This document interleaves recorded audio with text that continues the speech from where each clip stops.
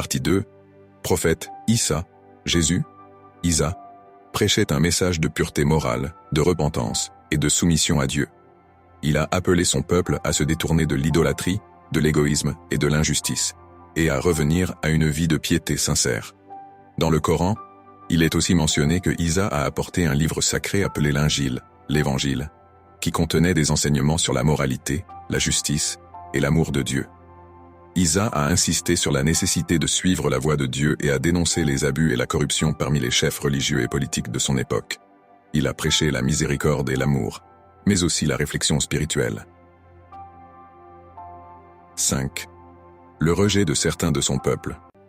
Comme de nombreux prophètes avant lui, Isa a été rejeté par une partie de son peuple. Beaucoup des experts religieux de son temps ne l'ont pas accepté, le considérant comme un perturbateur de l'ordre établi. Ils ont tenté de l'accuser et de le faire taire. Dans le Coran, il est précisé que les Juifs qui s'opposaient à lui ont comploté pour le capturer et le tuer. Cependant, Dieu a protégé Isa et a intercepté leur complot. 6. L'ascension de Isa au ciel. Contrairement à la version chrétienne, l'islam enseigne que Isa n'a pas été crucifié. Au lieu de cela, Dieu l'a élevé au ciel. Le Coran, dans la sourate An-Nisa 4.157-158, clarifie cela, et ils ont dit « Nous avons tué le Messie, Isa, fils de Mariam. » Mais ils ne l'ont ni tué ni crucifié, mais cela leur a paru ainsi. Et ceux qui sont en désaccord à ce sujet sont vraiment dans le doute. Coran, sourate An-Nisa 457. Le Coran explique que Dieu a protégé Isa en le soulevant au ciel avant que les ennemis ne puissent l'atteindre.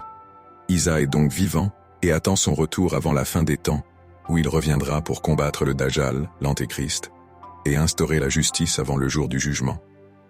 7. Issa, dans l'islam, un modèle de foi et de dévotion.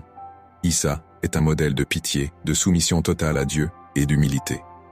L'islam enseigne qu'il a vécu une vie marquée par l'adoration sincère de Dieu, une vie sans péché.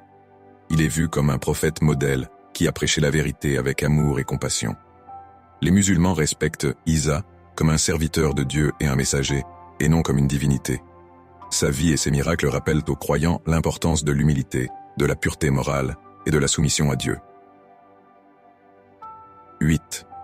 Isa et la fin des temps.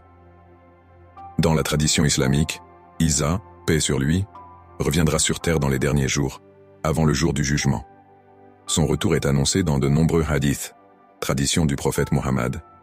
Il reviendra pour détruire le Dajjal, l'Antéchrist, rétablir la justice et la vérité, et guider les gens vers le droit chemin.